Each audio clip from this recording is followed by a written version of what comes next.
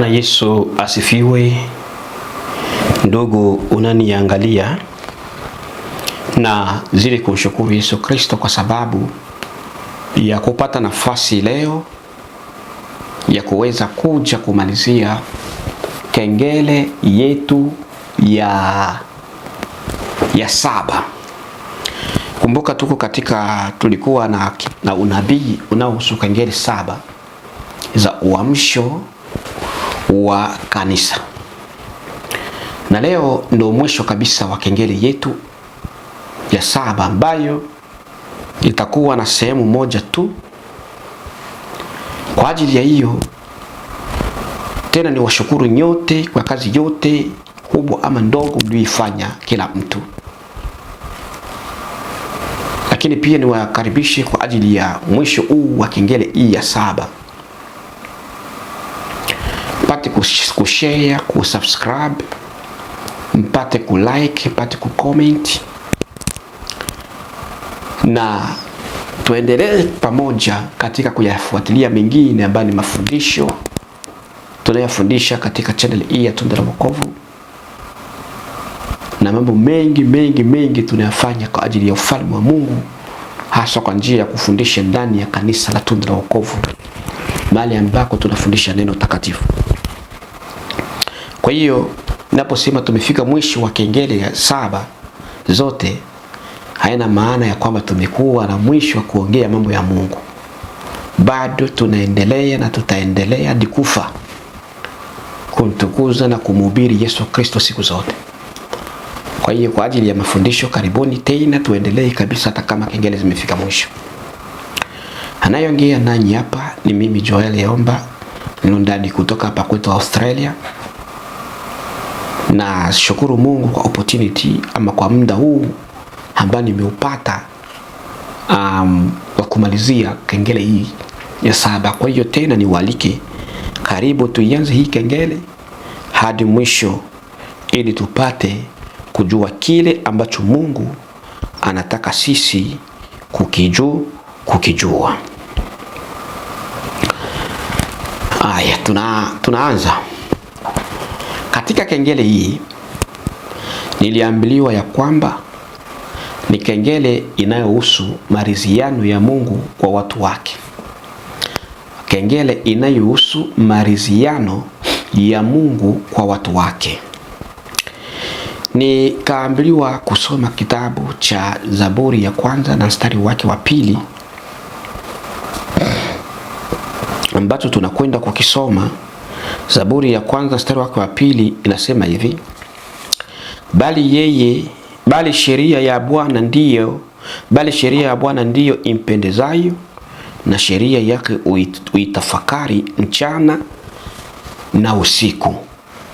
Sasa baada ya mimi kusoma kitabu hicho cha Zaburi ya 1 sura yake ya 1 na mstari wake wa 2, nikaambiliwa ya kwamba Mungu tunayemwabudu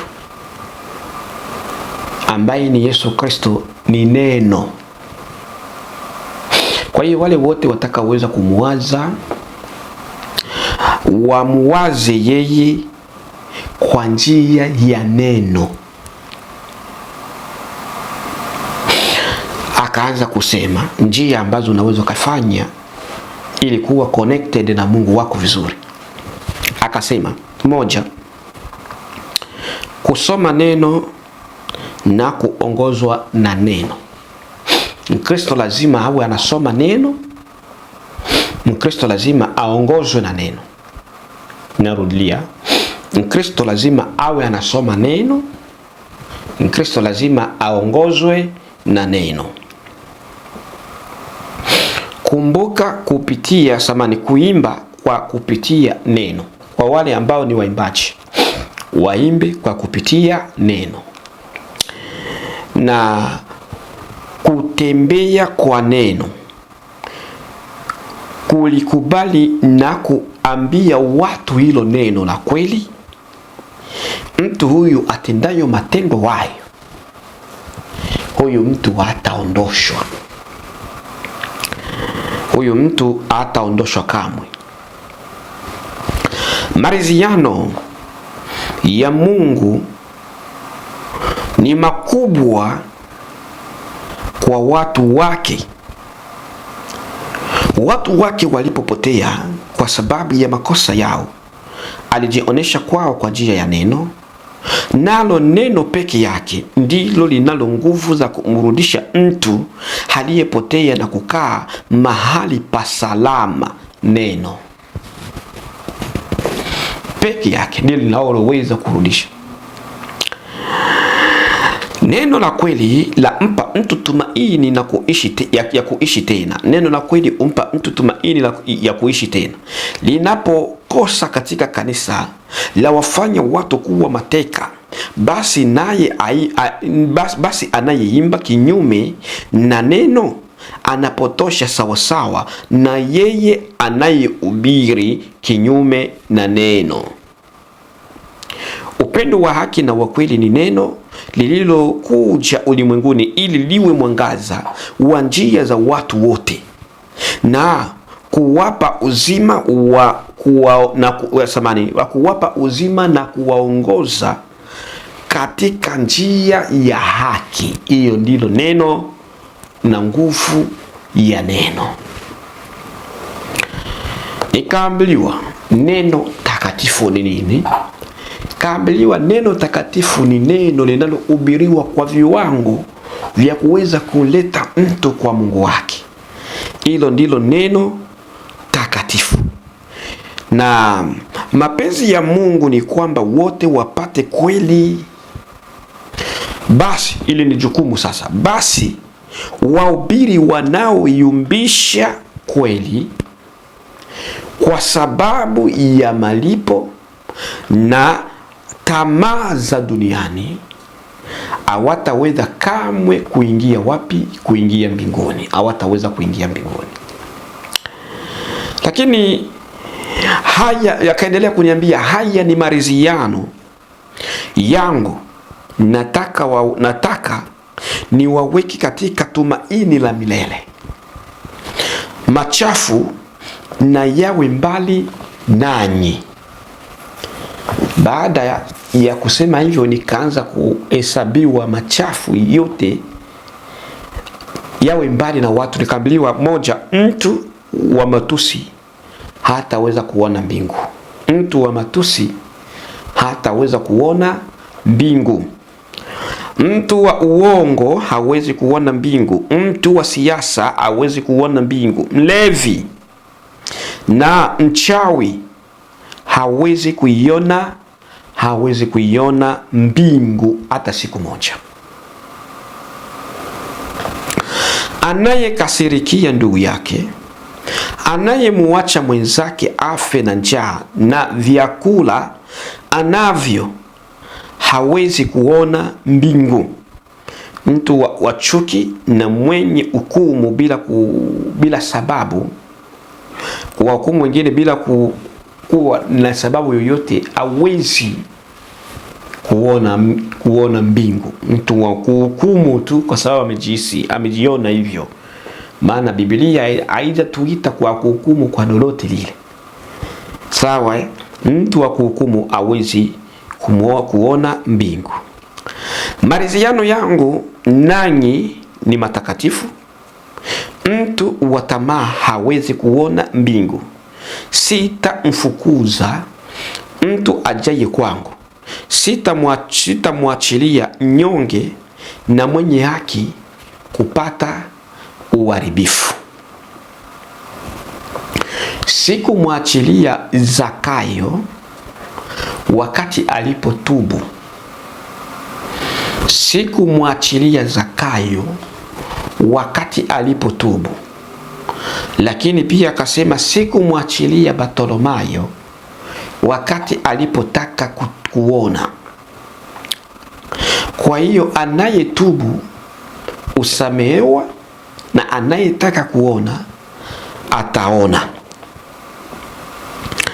Kwa hiyo basi wana wa Mungu lazima wajue wao ni watu wa namna gani na waishi maisha gani katika eneo ya muda huu wa kukaa hapa duniani. Jua jinsi gani na maisha gani utakayoweza kuishi mbele za Mungu wako.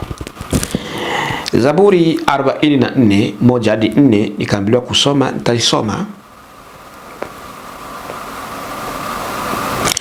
Zaburi 40 mstari wake wa kwanza hadi wa 4 anasema hivi: Nalingoja Bwana kwa saburi, akaniinamia, akasikia kilio changu. Akanipandisha toka shimo la uharibifu, toka udongo wa utelezi. Akaisimamisha miguu yangu mwambani, akaziimarisha hatua zangu. Akatia wimbo mpya kinywani mwangu, ndiyo sifa zake Mungu wetu. Wengi wataona na kuogopa na watatumaini Bwana. Heri aliyemfanya Bwana kuwa tumaini lake, wala hakuwaelekea wenye kiburi, wala hao wanaogeukia uongo. Baada ya hapo nikaanza kuambiliwa, ni mara ngapi nitawaambia kilio changu na machozi yangu yashuke hadi lini? Je, mimi si Mungu niliyewapenda? Mimi si mtukufu na falme zote za dunia watetemeka mbele yangu? Njoni enyi uviziwi na vipofu na wabubu wasioelewa majira. Njoni mfanye shauri pamoja na Mungu wenu. Mwenye kuiba na ayache njia yake mbaya, na mwenye masikio ya kufuatilia yasiyo yake na ayafunge, na amkumbuke Mungu wake, ambaye ni kweli na haki, ni mwenye huruma, awezaye kusamehe makosa yao. Awezaye kusamehe makosa yetu. Ni nani? Ni Yesu Kristo, Mungu aliye hai hata milele. Kaambiliwa kusoma Zaburi 53 1. Sasa tusome Zaburi 53 mstari wake wa kwanza hadi wa 6.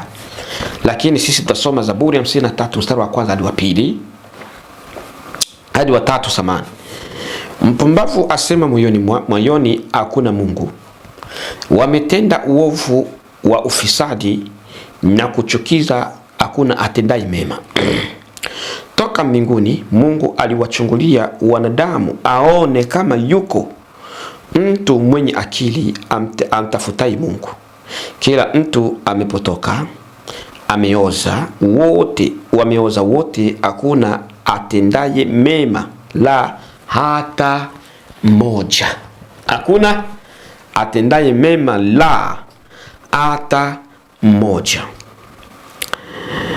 Akaanza kuniambia, unajua ninaongea na mtu hapa, na Bwana Yesu Kristo. Labda sikuelezea huko, lakini sidhani sauti tu, ni yeye mwenyewe alikuwa ananiambia jinsi mambo haya ya geti hii ya kengele hii ya 7. Akasema, nitateta na mtu mpumbavu ajipendaye yeye kuliko Mungu wake, ajifurahishaye kwa anasa za dunia, apendaye kuchanganya na bila kutafuta ufumbuzi. Mimi ni kweli nasimama, nasimama niwafurahishe, ili muone wokovu niliowaletea, wala watu wangu awafikiri wanavyofanya kwamba ni machukizo. Watu awafikiri kama yote wanayofanya ni nini? Ni machukizo. Bwana Yesu asifiwe. 19 tunaendelea. Akasema, nikasikia wimbo wa wokovu. Watu wanaimba wimbo wa wokovu. Acha tuimbe wokovu 290, wokovu 290. Wokovu 290 inasema hivi. Hatutaimba wimbo wote kwa sababu ni refu sana wimbo. Tutaimba verse ya kwanza na ya pili. Wimbo huko na verse 8. Kwa hiyo tuweze tukaimba zote. Tutaimba ya kwanza na ya pili. Anasema hivi: baragumu litalia sana, watu wote watalisikia, waliokufa watafufuka, na wazima watabadilika. Nani anayeweza? Yesu muweza yote. Nani anayeweza? Yesu muweza yote. Na wenye uwezo wa dunia watatetemeka siku ile, na hawataweza kuinuka kutazama uso kama jua. Nani anayeweza? Yesu muweza yote. Nani anayeweza? Yesu muweza yote. Wimbo ni mrefu kama nilivyosema, uko na versi 8. Kwa hiyo hatutaimba wote, lakini hiyo ndiyo sauti. Wakati nasikia wimbo wanapouimba, ndo hapa nikaanza kuambiwa na sauti hapo inasema, rudini, rudini, rudini, rudini ninyi mlio mbali na wokovu. Rudini ninyi mlio mbali na wokovu. Rudini ninyi mlio mbali na wokovu. Rarueni mioyo na Bwana atawapa nafasi. Siku ngumu zinakuja. Waheri ni wale wenye hofu leo, lakini watu wasio haki wataomboleza kwa kuja kwake. Yeye Mungu mkuu kushinda, yeye ni Mungu mkuu kushinda wote. Watu watatetemeka na mataifa yataomboleza. Wakuu wa nchi, wenye enzi na mamlaka watatetemeka mbele zake. Leo sauti ya upole imo masikioni mwako, nawe wakataa. Hiyo siku utaona wokovu, utaona msaada, utaona wa kukufurahisha. Utaichukia dhambi, nayo dhambi haitakutoka. Utaikimbia, nayo itakufuata, kwa sababu siku hiyo itakuwa ni siku ya kila mwenye mwili kuonesha matendo yake, na wala siyo ya kuonesha samani, na wala siyo siku ya kuyaondoa yale uliyoyapanda, bali kuvuna na kupokea malipo ya kazi yako. Je, hao waliokupa kiburi leo utawaona? Hao nao si kama wewe, watetemekao kama wewe siku hiyo. Okoka kwa kutubu makosa yako. Geuka hukumu yacha, nayo yatisha sana. Wapole hawataweza kuiona siku ya masikitiko na ya aibu ya wanadamu. Bwana atashuka kama moto mkali na kuwafanya waliomcheka na waliomdhihaki kulia, naye atahukumu walio haki kuingia katika utawala wake wa milele, na wale waovu kulia milele.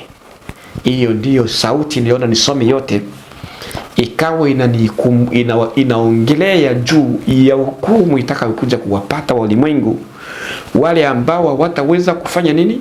Hawataweza kugeuka leo, wanaodanganyishwa na anasa za dunia leo, walioweka mioyo yao migumu leo, hawataweza kabisa kusimama. Siku hiyo itakuwa ni siku ya huzuni, aibu kwa mwanadamu, masikitiko, masononeko na vilio kila wakati na kila saa. Kwa hiyo wakati nzuri ni upi? Wakati nzuri ni huu wa kuchekwa kwa ajili ya Kristo, kudharauliwa kwa ajili ya Kristo, na kuonekana njinga kwa ajili ya Kristo leo, ili baadaye upate kuwa mtu mwenye kuwa mwenye heri, upate kuingia na kuurithi ufalme wa Mungu wako aliyekuumba na aliyekuita utoke gizani. Sasa mtu akanambia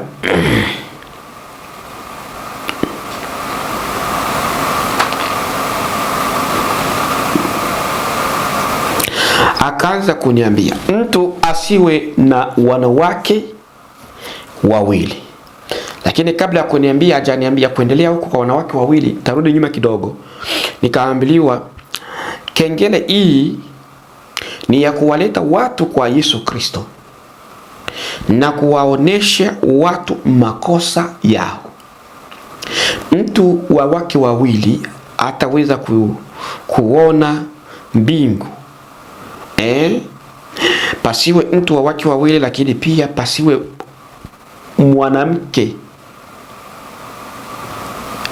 wanikuwa katika ndoa ya pili, yani wanaume wawili. Mhubiri awe mtakatifu awezai kuongoza watu kwa utakatifu. Avunjaye neno moja atahukumiwa kwa hilo. Asemaye toba kwa watu naye asitubu atahukumiwa kwa kosa hilo. Ankosoaye mwenzake naye atake kukosolewa atahukumiwa kwa kosa hilo. Ama itakuwaje wewe kuwa kinyonzi usiyependa kunyolewa? Itakuwaje wewe kuwa kinyozi usiyependa kunyolewa? Lakini pia itakuwaje kuwafanya wenzako kuwa wasafi nawe wanuka mvundu? Itakuwaje wewe kusalisha watu nawe usali? Kila mtu na ajiangalie, siku hiyo haiji kwa wingi, bali kwa kila mtu, ili kila mtu aeleze maisha yake mbele yake yeye aliye hai hata milele na milele. Baada ya kuambiliwa haya yote, nikasikia wimbo watu wanaoimba huu, wanaimba hivi: tembea nuruni, tembea, tembea nuruni, tembea, tembea nuruni, tembea, tembea nuruni, tembea, tembea, tembea nuruni, tembea, tembea, tembea nuruni, tembea, tembea, tembea nuruni, tembea, oh tembea nuruni, tembea. Wakati nasikia wimbo wa tembea nuruni, nikaambiliwa kengele hizi zote 7 zimeletwa kwa wana wa Mungu ili wapate kutembea nuruni. Waliolala na waamke, na vipofu vione, viziwe wasikie, na bubu waongee. Sema yote ulioamriwa, sema yote ulioamriwa. Sasa ndipo nikaambiwa ya kwamba nitapewa kibali cha kuongea haya maneno, na kibali chenyewe niliambiwa nitakupaka mafuta. Kwa hiyo hapa naongea na mtu aitwaye Kristo. Nitakupaka mafuta ili upate kibali cha kuongea maneno haya mbele ya watoto wangu. Kwa hiyo kunja magoti, nikakunja magoti. Kwa upande wangu nilizani mafuta labda itakuchukuliwa kama vile mafuta tunayojua sisi ni ya kupakwa. Lakini niliona mbele yangu, wakati nilipopiga magoti, nikaona mbele yangu Biblia inasimama mbele yangu hivi. Biblia iliposimama mbele yangu, nikaona yale yote maneno yaliyoandikwa katika Biblia yakaingia. Kwa ufupi niseme, nikaimeza hiyo Biblia katika tumbo langu. Nilipoimeza Nikamwambia simama, ndo akaniambia umepewa kibali cha kuongea unabii huu kwa watu wangu. Na leo na mimi nimeshukuru Yesu Kristo kwa kupata kibali hicho, lakini kwa kupata nguvu ya kuweza kumalizia unabii huu. Na kengele ya mwisho imemalizikia hapa, ambayo ni kengele ya 7. Ni wito mkubwa ambayo Bwana Yesu Kristo amenionyesha. Nimeona katika siku zangu za vifungo wa siku 3, nikionyeshwa makubwa ya ulimwengu, ya mbinguni na mengi ambayo mmeyasikia, ya roho ya ulimwengu wa rohoni huko, ambaye yanakuja kuumiza sisi katika ulimwengu huu wa kimwili. Kengele zote 7 ni uamsho wa mtu aliyelala apate kuamka. Zamiri, nia zilizofungwa zipate kufunguliwa. Macho yaliyofungwa apate kuona. Akili si waza vizuri ipate kuwaza vizuri kwa ajili ya kumsubiri Yesu Kristo. Ni mimi Joel Eomba Mlondani kutoka hapa kwetu Australia.